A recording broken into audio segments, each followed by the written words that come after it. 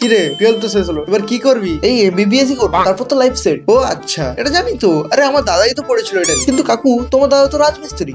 ও আচ্ছা। আরে কি বুঝে গেল আমি কিছু না জেনেও বারো বাড়ি। আরে সে এটাই করেছিল, তারপরে এখন রাজমিস্ত্রি করছে। কাকু শুনেছো? আরে বাংলাদেশ থেকে সবাই পালিয়ে এসে আমাদের এখানে আশ্রয় নিচ্ছে। আরে জানি তো, সেদিন একজন আমার বাড়িতেই আশ্রয় নিতে এসেছিল। তারপর আমি সোজাসুজি বলে দিয়েছি যে হবে না, থাকার জায়গাটাই হবে না আমার নিজের।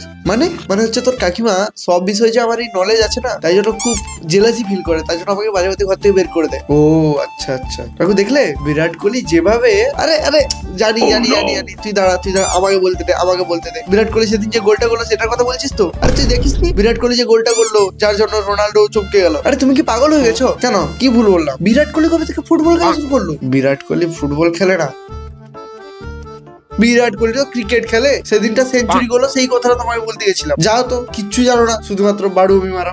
ধরে নিল।